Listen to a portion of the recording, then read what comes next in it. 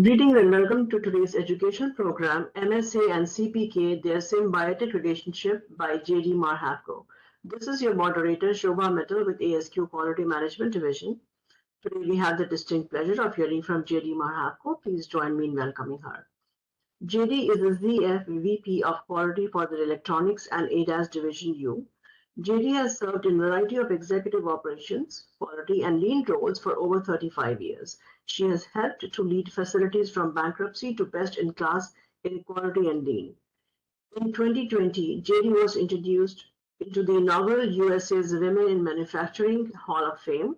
She is an ASQ Fellow, Training Medalist, CMQOE, CQE, CSSBB, and MBB. She holds a BSc and MSA. JD is the past chair of the ASQ QMD.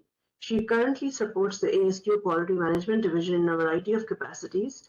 JD has co-authored several books and articles on lean and quality systems, most notably Accurate Corporation's Lean Management 50-50-20, as well as Small Vignettes depicting their family's journey with autism, a sample size of one. And so without further ado, it is my absolute pleasure to introduce Jd Marhevko. JD, the floor is yours. Thank you, Shobha.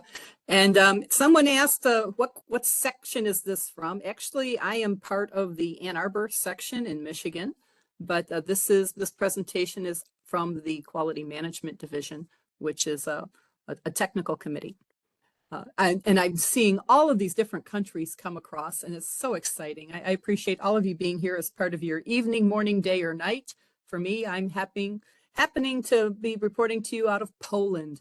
In the middle of Poland in a city called Częstochowa, and I'm hunkered down in my little hotel right now so that we can have this fun tonight. I'm hoping that you all have a paper and pencil handy and a phone or something with a quick calculator so you can play along as we go through this. And a shout out to Heather Wade from Hell, Michigan. Hey, Heather, nice to see you. All right, so why are we here? We're going to do a rapid, high-level review of how to do process capability. This is just to we're not going to spend a whole lot of time on the details, but just to get your memory refreshed on how capability works, what the measurement's all about. And I'll be asking you to do a few things. So have that calculator handy, please. And then we'll go over a quick review of the variables portion of how to do a measurement system analysis in MSA. And then we'll discuss how those two things interact with each other, how CPK and MSA are interdependent. And we'll connect those two and we'll see how they work for you. And it gives you a lot more power when you're in your organizations. So let's start with the process capability ratio, the CP or the PP. I know some people are going to be snickering about how some of these words sound, but we'll have to put up our big boys and big girl pants. So the CP process capability ratio, it's a quick index of identifying if the process is can yield all good results or not. And it's a ratio of the spec width over the process width. And in this case, I've got a spec of plus or minus 10 for a total of 20. And my spec width is from minus 10 to plus 10. And I take 10 minus a negative 10, and that gives me 20 wide. And that's how big my spec is. Now, next thing I want to do is I want to look at my process. I have a process here. I have 20 samples. I have all those little X's at the bottom. I've got 20 of those. And the average is 5. Now there's a standard deviation there of 1.67. And yes, the slides will be made available as a PDF to any of those that ask for it. And we'll go over how to calculate a standard deviation a few slides from now inside the presentation. I want to show you how to get how fat your process is. And all you need is the average and the standard deviation. And what we do is we take that sigma, that standard deviation, and we multiply it by 3. And in this case, it's 1.67. We multiply it by 3, and we add it to the average. And that gives us what we call our upper tail. That is the process tail. And you'll see that it's ending at 10, when my biggest part was 8. So on the left-hand side, I'm going to do the same thing. I've got 3 sigmas, and I'm going to subtract it from the average. My process capability is a ratio. How many times does this bell of 6 sigmas, 3 on each side, fit inside of the spec width? We know that when we do a bell like this, because we're not doing 100% of all of our processes and readings, there's a little bit of error involved. And that means I call this the bell umbrella. What gets covered by the bell is 99.7% of your results. So that means about 3 out of your 1,000 results will be hanging outside of that bell. And that might be okay. It might not be okay. It depends on where that bell is hanging out at in the overall process. So when we look at this, we have the whole process width of 20, and we're going to divide it by the whole bell width of 10. And that 10 fits in there once, twice. So that's how I get a process capability of 2 for this example. Now, again, I still have to remember that those little 3 parts per 1,000 are going to be hanging out on either side. Now we look to see how the process is centered. And this is where it tells us if we're making non-conforming goods or not. So in this case, I'm doing the same kind of exercise as we did before. This time we're going to take it from where the average of the process is sitting. And in this case, the average is still at 5. And we want to take the average to the upper spec limit so that we can see how many times that half of a bell fits inside of that range from the average to the spec line. And that only fits in there one time. Got the 10 minus 5 on top, gives me a width of 5. And I'm trying to cram those 3 sigmas into that space. And in this case, that also equals 5. That's 3 times 1.67. And I've got 5 over 5, which is 1. It fits in there one time. On the other side, I've got a lot more room. I have 15. I'm going from the average of 5 all the way down to the minus 10. I've got a lot of space there. And I still have that half of the bell, the left-hand side. So now I've got the 3 sigmas, 3 times 167, which is 5 again. So that half of the bell, the left-hand side, fits into that left-hand range once, twice. That's how we determine the upper and the lower process capability. And we're hoping you paid attention because y'all are going to get to do this in a few minutes. We want to talk a little bit about the bell itself and how it works and how powerful it is in terms of estimating processes. In this case, I have a distribution that's going from the tail to tail is going from spec line to spec line. You see those big, thick, heavy black lines. That's the upper spec line and the lower spec line. And the standard deviation, it's normal. You get a certain amount of product that fall within each one of those distributions. So within plus or minus 1, you can see up on top, you've got the 34.2 and 34.2. So within that plus or minus 1 sigma range, you've got 68% of your stuff. If I go out to the second standard deviation, I grab in another 13.6 on the left and another 13.6 on the right, and that's going to give me 95.6 of my 95.6% of my results. That's a lot of your process results. If I go to my third sigma, as we already said before, that covers 99.7%. And I like to use the term bell umbrella or bellbrella because if you're in the rain and you've got the umbrella over your head, you still get hit by a few raindrops. Some of them still splatter outside. And as a result of that, you're going to have 3 units per 1,000 that are approximately outside of those tails. And they hang really close to that third sigma. They're very tight. You don't normally find them way out. You can, but not typically. So now watch where these black lines are. These black lines are going to stay fixed, that upper and lower spec limit. They're going to stay in the same place. We're going to put the bell on a diet. We're going to shrink up that bell. And now it has gone, it's skinnied itself. So we've put it on a diet. We've improved something about the process. We've reduced variation through either how the operators are working, through how the machines are working, through the environment, through the material processes, through the gauging systems. We've done something to reduce the variation of that process. But the rules are still the same of how much stuff is within those 3 sigmas. You can see within the plus or minus 1 sigma, it's still 68.4%. It's 34 and 34 on each side. Within 2 standard deviations, now it's 95. You've got that 13.6 plus the 34 plus the 34 plus the 13.6 that you see across the top. And that third sigma, that's going to cover that 99.7 again. But now I've got room for those extra 3 parts to hang out. You will always have a few pieces outside of your bell if you're drawing your bell within plus or minus 3 standard deviations. So with this, you can see that they're out of the bell, okay, but in this case, they're inside of the spec, and that's acceptable in most cases. Now again, we're going to put the bell on another diet. We're going to make another series of improvements, and the bell is going to shrink some more. The spec lines are going to stay the same because we don't have that option of changing our specs, not in most real worlds. And now the bell has shrunk again. And now you can see I have room for 5 sigmas between the average and the spec line. And now, because my sigmas are smaller, my bell has scrunched up, but the ratios are still the same. Within plus or minus 1 sigma, I still have that 68.4%. Within the plus or minus 2 sigmas, I've got now 95.6. And within the plus or minus 3, I've got that 99.7.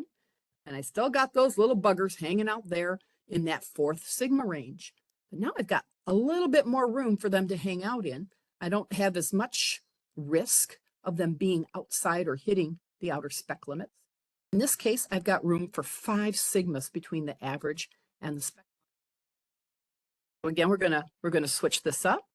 We're going to keep the specs the same because they don't change that often in real life, but we're trying to change the process. In this case, we have the upper and lower spec limit. They've stayed the same. And now we've got the sigmas are really tight. The sigma's getting smaller and smaller and smaller. And in here, it's still the same ratios. Plus or minus 1 standard deviation is 34%. 34 plus 34 is 68. Plus or minus 2 sigmas, back to that 95. And that Bellbrella still only covers 99.7. And this is as long as you're normally distributed, as long as your data distribution looks like a bell. If you have a process that doesn't look like a bell, you can still do some of this work. You just have to do some extra steps to adjust the data so that you can estimate the sigma properly. But we're just going to stick with the normal distribution for this particular session. Now, in this case, I've got room between the average and the spec lines for 6 sigmas, 6 on each side, 12 in total. But this is where the term 6 sigma quality comes from. Because in this case, I've got 6 sigmas between the average and the spec line. And my whole bell will fit in there 2 times. And this is allowing us to now have a lot more room for that bell to move and shift a little bit. If I need to have that freedom, if I've got material lot changes coming up or process changeovers happening or any variety of different normal variation effects that could happen. So when we talk about our processes, we look at what we call process capability, and there's CPK and PPK. And the challenge is many of the customers out there, many of the OEs, they call them 2 different things. Some people call the CPK the initial capability, and some call it the long-term capability. And it just depends on which OE you're talking about. So the language I'm going to use is initial process capability and long-term process capability. An initial capability is when you're running it that very first time, you're running the process, you've got one person who's an expert on running that process. You've probably got one set of machine setups. You've got your one set of raw materials. You've got over 1 or 2 days, so one set of environmental conditions, same gauging, probably no setups. Only the one single setup is going on in terms of your machining processes, single gauges, no shifts. So you're going to get those optimal, that optimal process, that initial capability, and that's as good as it gets. Very rarely does it get better than what you start with at the beginning. It can, but it doesn't happen too often.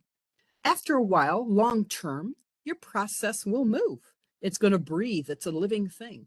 You're going to have more operators. You're going to have more shifts. You're going to have humidity, temperature changes, seasons. You're going to have different material lots coming in. You're going to have maintenance activity. Now this bell's going to be dancing all around. It's going to be growing and shrinking and shifting and just doing all kinds of wonderful things. So with that, we say some people think it can move as much as plus or minus 1.5 sigmas either way. I've seen it move a lot more than that. I've seen it move less than that. The point is that whatever you start out with your initial process capability, you're not going to end up with that in real life 3 months, 6 months, 9 months down the road. So you have to make sure that you're skinny enough when you start to allow yourself room for variation as the normal processes start to take over. So what I'm going to do now is show you how to calculate some of your odds. And this particular table is called a one-sided Cpk table. So if I have a process capability of 0.5 or 0, I'm going to have 100% scrap. Now, if I have a 0.0, you can see that 500,000 in that top left corner. That's half of my distribution would be out of spec. So in this example, I have this blue bell here that I'm showing you, and 2 out of my 3 sigmas are inside of the spec line. So 0.67, 2 divided by 3. And I'm going to look up on my Cpk table. I'm going to go look down the red column, and I can go down to the 0.06 or 0.6. And then I take my cookies over to the 0.07. And that's telling me in the blue range outside of my spec line on just one side that I'm going to have 22,216 parts per million out of spec. That's what I should expect. And that's only for half. That's one-sided. And in this case, since the process is centered, I could multiply that by 2 and have that in 2 places. Now, if I want to actually figure out the percentage, I divide that by 10,000. And I know that I would have 2.2% out of spec on one side, multiply that by 2 for both sides, and I've got about 4.4% out of spec in the total process. So this is a way to help you get justification to see what's going on if you need to invest or get money to help fix your process, to get a different kind of machinery or different kind of gauging system or something to help improve your process. And you can predict how much scrap's going to come out of this or how many non-conforming results you're going to have and use that to help justify your improvements. Here's another example where the process capability is 1.0. And if you remember, a 1.0, it looks pretty on paper, but you've really got those 3 little parts hanging out on either side. And they get you every time. So if I have a process capability of 1.0, I go down my red line to 1.0, and it's 0.00. It's that very first column there. And that means I'm going to have 1.35 parts per million out of spec on the right-hand side. And because, again, this process is centered, I'm going to have the same thing on the left-hand side. And I'm going to have, roughly 0.27, and most people just round that up to a 0.3%. And there's a couple of different books out there which have these numbers out to different decimal points, whatever works for you. Here's a different example where I have a process capability where my process is shifted to the right, like we first started with. And in this case, my right-hand process capability is 1.0, and then my left-hand side is 3.0. So I can look at both, and I can calculate my risk on the right-hand side. On the left-hand side, I don't have any risk. My table stops at 2. There isn't any values for 3. So I only have that 1.35 part per million that I'm going to be risking on that right-hand side because of those 3 little pieces that are hanging out there on the outside of those third sigmas. And in the last example, we're looking at a process capability of 2.0. It's sitting right in the center, kind of like one of your initial process capabilities that looks so pretty when we start out. And with that, we have the opportunity to see that this is a very small risk, 0.001 part per million on either side. And this is what we would call 6 sigma quality. These tables are easy to find on Google or on the internet. They're all out there. Now let's talk about how to calculate sigma. How does sigma work? And I'm going to do a small example for you. when we want to calculate a standard deviation, you want a lot of pieces. You want 30, 40, 50 units. I'm only going to use 3 because we only have a short amount of time to share with you how this works. So I've got 3 samples. I've got a 2, a 1, and a 3. I've got 3 samples. That's my n equals 3. The average of those values, 2 plus 1 plus 3, divided by my quantity of 3 is 6. So 2 plus 1 plus 3 is 6. Divided that by 3. 6 divided by 3 is 2. And that's how I get that average. So now you can see the formula hanging out there. And what we're going to do is we call this plug and chug. So I'm going to plug in the values and chug it out. If you want to follow along with your calculators, please do so. So I'm going to populate the full formula. Now keep in mind, if you're doing this with 50 or 100 or 200 values, this can be quite cumbersome. And back in my day, when I was doing this, I had to do all this by hand because we didn't have those fancy schmancy calculators back then like y'all got now. Minitab was just coming out there. Yeah, thank you, Christina. That was terrible. It was quite stressing to the brain. But anyway, I still know how to hand calculate sigma for those of you that care. So here I've got my first round. I've got my 2, which is my average, minus my first value, which is that black 2. 2 minus 2, and I'm going to square that. I'm going to add it to my second grouping, my average again, minus my 1, square that. Add it to my third grouping, which is my average minus my 3, square that. And I'm going to divide that by n minus 1, where n is my sample size. We're going to take that out again. So 2 minus 2 is 0, squaring that. 2 minus 1 is 1, square that. And 2 minus 3 is a negative 1, and we'll square that. And we'll divide that all by 3 minus 1, which is 2.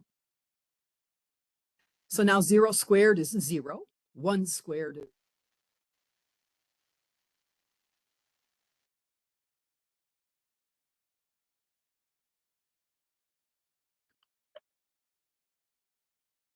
JD, we cannot hear you anymore.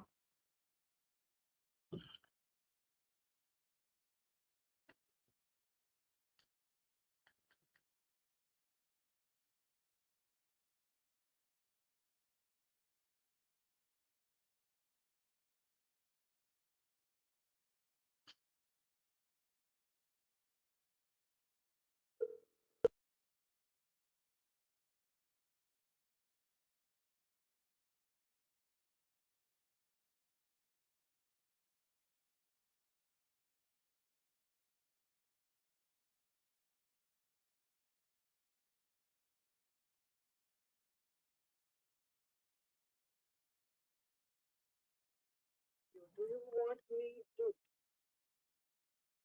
Well, hold on. I think I have a bandwidth issue. So let me see if I can turn off my camera. Okay.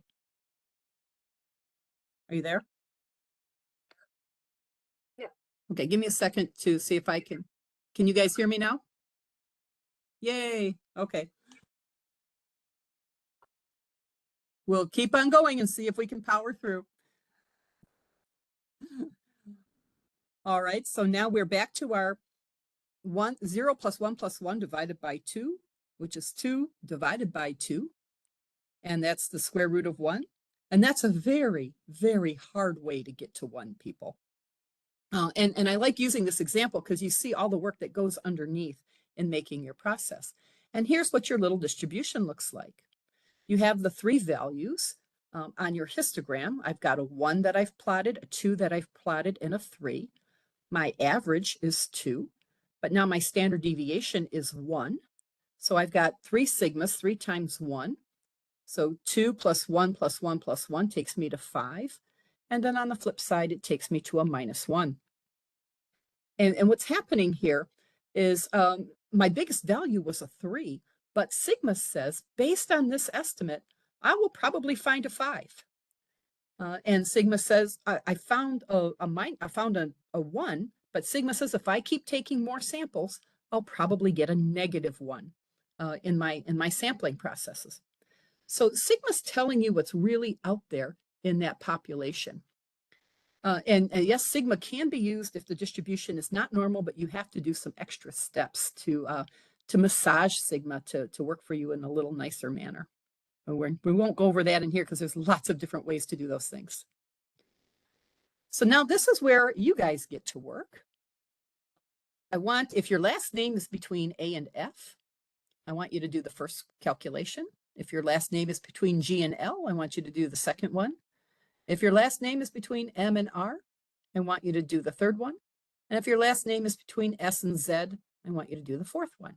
And you're going to do 3 calculations, 3 formulas. So you're going to, first of all, calculate the CP, the process capability. And that's the upper spec limit minus the lower spec limit. And in all of these examples, the specification is exactly the same. It's 0 to 10. So in all of these, your upper spec minus your lower spec should be 10 minus 0, which should give you a big fat 10. And then you're going to take 6 times your standard deviation, 6 times sigma, which is in that sigma column there. So for the first example, it's 2.5. And you're going to divide those 2 values and get a process capability. To get your upper CPK, you're going to take your upper spec limit. In every case, that's 10. And you're going to subtract it from the average. And from that average, you're going to take that value and you're going to divide it by half of the bell, which is 3 times your sigma, which is provided for you. And to do the process capability on the lower side, you're going to reverse it. You're going to take the average minus that lower spec limit and divide it by 3 sigma. So I'm going to give you all another 1 or 2 minutes, and then we'll go through the, very good. Eric Enriquez, muchas gracias, señor. So if you, I would round that 0.988 to just a big fat 1.0 or 0.99. How does the bell curve shrink again? So the bell shrinks when you change something about the process, when you are managing man, machine, method, material, measurement, or environment. So when one or more of those things are changing or being affected, your bell can shrink, or it can get fatter, or it can shift. It can do all of those things. And usually you want to do those in a targeted way to make your process better. And typically better means a skinnier or a bell with less variation, with a skinnier sigma. We always want to put sigma on a diet. We're always picking on poor sigma. So hopefully that's given you guys enough time to be to get some of these formulas through. And let's see, yeah, we're right on track. So in doing that, here's the samples for the first one. If you're, I don't remember what the alphabet names were, but if you did the first one, you should be getting a 0.67, 0.67, and 0.67 with about 4.4% scrap on both sides. So that big blue bell, he's kind of fat. He's got a sigma hanging out on both sides. And we want sigma on a diet so that it can get skinnier. So in bell number 1, that's too fat. We're creating non-conforming parts. When we shift over into bell number 2, it's definitely gotten skinnier. It's improved, but it's not enough. We're still making non-conforming goods. We still have 0.27 or almost 0.3 out of spec on this process, on process number 2. And in process number 3, you can see that we've shifted it. It's gotten smaller. Sigma's gotten smaller again. It went from 1.67 to 0.83, which was great, but we ended up shifting our average over. So in this case, the capability here is 2 because that fits in there twice, but the CPK upper is 1 because that half a bell fits in there 1 time between the average and the upper spec line.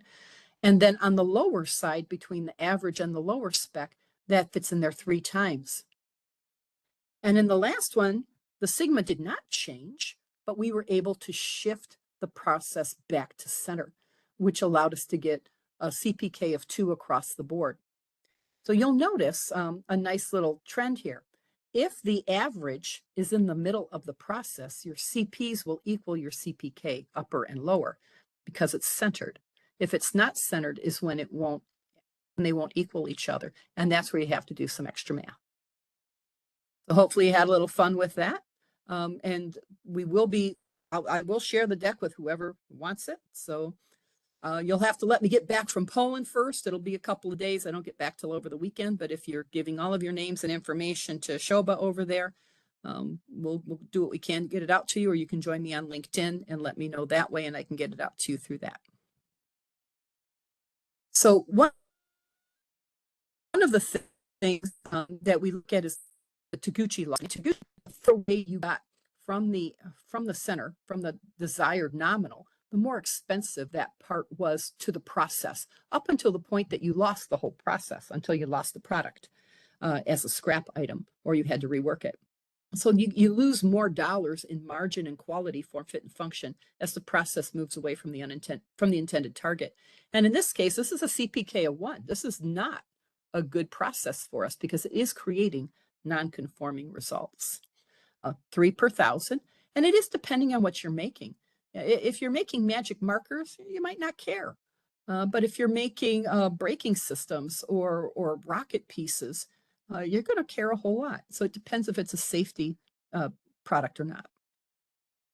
Now what we're going to do is we're going to jump over into measurement systems, and you're going to have to hold in your brain that CPK data that I just stuffed all in there for you, and you'll see why in just a few moments.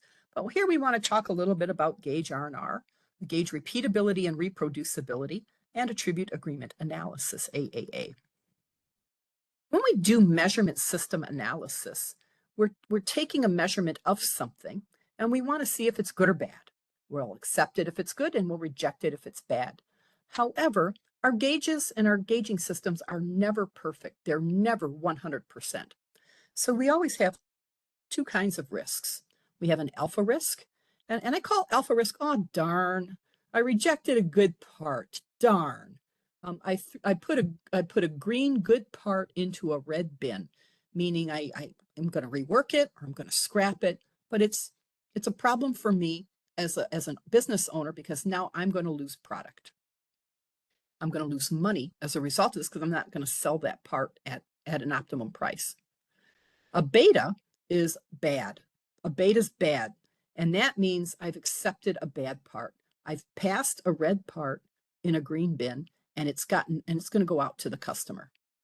And this is an important part that we want to talk about measurement system analysis. Your gauges will never, ever, ever be 100% precise and accurate all the time. They just won't. They're going to have some amount of error to them. And it's this kind of error that we want to talk about. When we do, there's generally 2 gross types of gauge studies that we do. There's really hundreds of them, but just at the high level, we do what we call a cross-to-gauge R&R, and that's when we're taking one instrument with multiple people and multiple parts, and we're trying to see if the gauging system will work for the dimension that we're trying to manage with that kind of tool.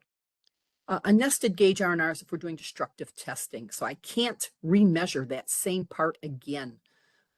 I'm doing a pull test, or I'm burning it to ash, or something like that, and I can never really get that exact same measurement again. That's called a nested gauge R&R. We're going to talk a little bit about a crossed gauge R&R, which is what most people generally do. And then for attribute agreement analysis, that's where we're going for attributes, go, no-go decisions. When we look at measurement system analysis, how data varies. You can see my little 4 bullseyes over there. I can be accurate and precise where I take my measurement with my operators, however they're measuring, and they're getting the same readings over and over and over again, and the readings are correct. Now I could have a shift where they're very precise, they're very tight, but they're just in the wrong spot. And that can happen if a gauge is shifted, or you have some kind of an offset going on. Or you could have accurate but imprecise, where it's kind of a spud gun splatter approach, where they're splattered all over the place, but the average is pretty close to where the reading is supposed to be. And then the question that Jules asked, can good parts be rejected? Absolutely happens every day. And I'll show you how that happens. And then inaccurate but imprecise is you just have readings all over the place. I've seen this happen over and over again in many, many areas across the world. Doesn't matter where it's at. It can happen in a lot of places. Accuracy is dealt with by calibration. And we have really generally very good calibration processes. It also includes bias, or how far off something might be, linearity and stability. Those are the kinds of things that happen in accuracy. Many of your engineering lab gauges are heavily calibrated, which is good, but it's not enough. Precision talks about the error in the gauging system itself, gauge R&R. So you have the measurement of error, and we really, really want our gauge error to be less than 10%. The AIAG, the Automotive Industry Action Group, they are in the process of rewriting the MSA manual right now in alignment with Europe, the VDA in Europe. So that's coming soon to a world near you in about 2 years. But I have the absolute fortune to be, yeah, it is about time. It hasn't been updated in over 10 years, so it's a good thing to do. And I helped out with the first book, and I get to help out now with the second book. But they're also updating the SPC book, the Statistical Process Control book. But really, you don't want to have more than 10% error in your gauging system. Some systems will allow you to have up to 20 or even 30%. I do not recommend that, especially if you're dealing with safety features. It's really important to keep to that 10% or less. On attribute agreement analysis, JD's recommendation is to have a measurement of agreement of 85% or better. This is not where you're using the kappa analysis. This is just the strict statistical agreement analysis. But that standard isn't written anywhere yet. Hopefully it will be when the new book comes out. And the third thing you need for a measurement system is the resolution. How well can you read the gauge? When we look at that clock on the right-hand side here of this page, I can see a second hand on that clock. So I can tell time to the nearest second. It's 10:10:35, plus or minus a second. Now, if I remove that second hand, I have reduced my resolution on this gauge. Now I know it's 10:10, but now it's plus or minus a minute. I have to kind of infer, is it really at the 2 or a little bit before the 2 or a little bit after the 2? That's resolution. And resolution needs to be 10% of your tolerance or better. So your gauging system needs to be 10% of your tolerance. If I remove my minute hand, now all I can do is say, yeah, it's somewhere around 10 o'clock. But is it 9 o'clock or 11 o'clock? How close is it really either way? So now you're getting a lot less, you have a lot less ability to discriminate what time it really is. You need all three of those features to effectively know if your gauging system can give you a good result. Calibration is not it alone. And then how often you calibrate these pieces of equipment depends on how they're used, what kind of environment they're in, what kind of measurement they're taking, if there's a jigs or fixtures involved. But it can be done very precisely and on a regular basis. You use it to see how long you start until it doesn't hold its calibration anymore. So now, why is that percent gauge R&R critical to us versus process capability? Now, if you were playing along, you'll know that this bell that we see right now, it's running the full width of the spec from -10 to +10. And I know my process is going to give me a -10 and a +10. I'm going to get readings that are out of spec. It's going to be guaranteed in this process. Here is a process capability of 1. I also know I'm going to be making parts out of spec here. I'm going to have 3 parts per 1,000 out of spec in this process.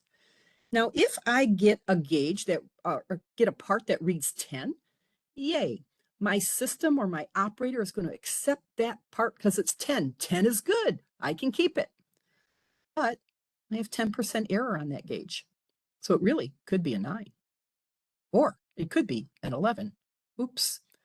So if it's really an 11 and I've measured a 10, I have just unknowingly made a beta error. I have just unknowingly passed a bad part on to my customer. And I didn't know it. I have no way of knowing that. So if you are running an automated gauging process and it's doing 100% and you think it's a poka-yoke and it's sorting everything for you, it's still going to have some error to it. And if you've set it up at the spec limits, you're going to be having, I'll call them micro escapes. You're going to have 3 parts per 1,000 escaping one way or the other. You have a 1/3 chance every time you get a part that's that high. If you're trying to just run between the run between the lanes.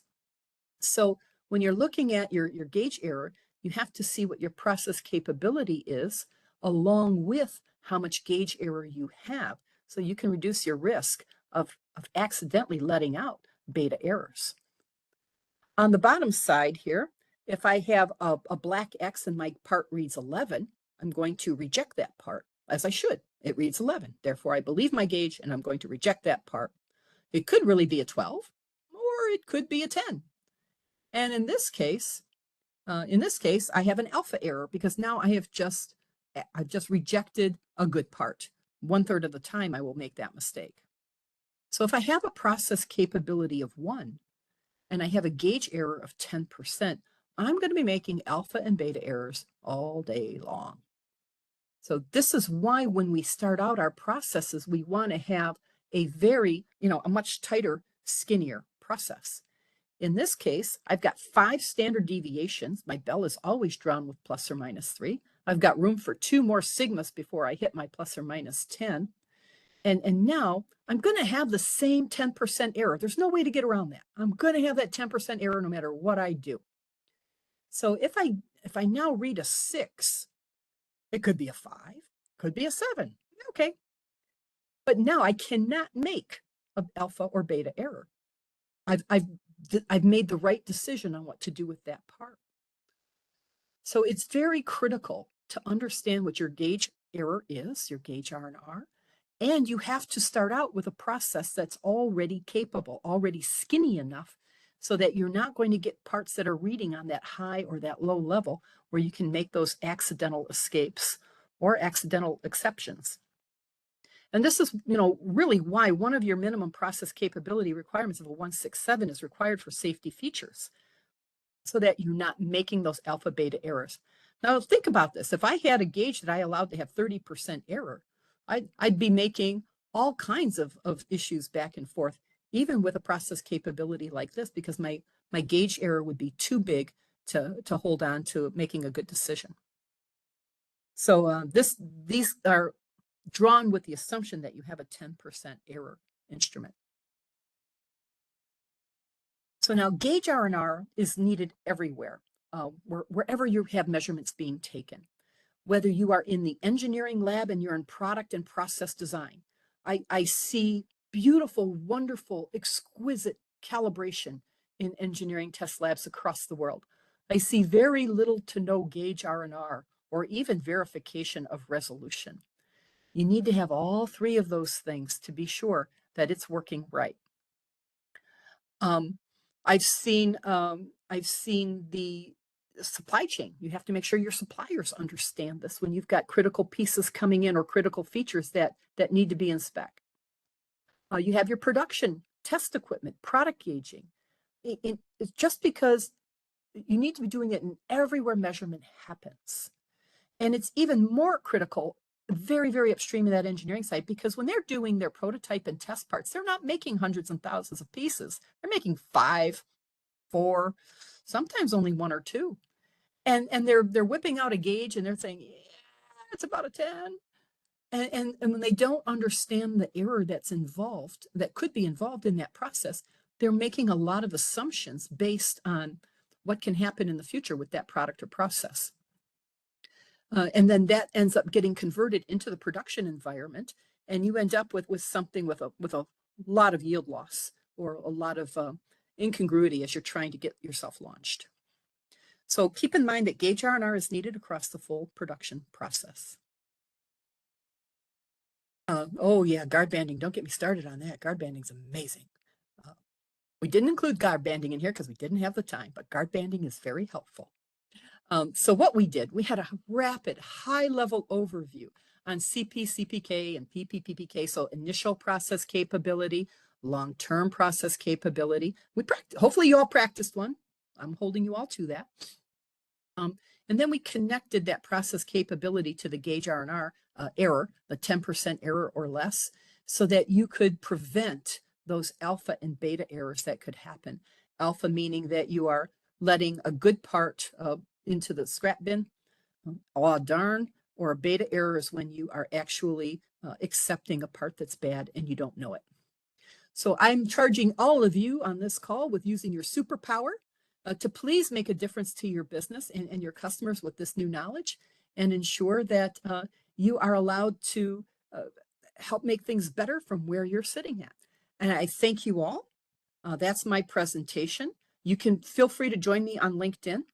I do think I've seen a lot of this going through, a lot of the email addresses, and I believe Shoba will be able to get those all from you guys for me, so that, but please give me 2 days, guys. I got to get back from Poland. I'm still hunched over in my hotel room in the middle of my night, because I wasn't planning on being here when I signed up for this presentation.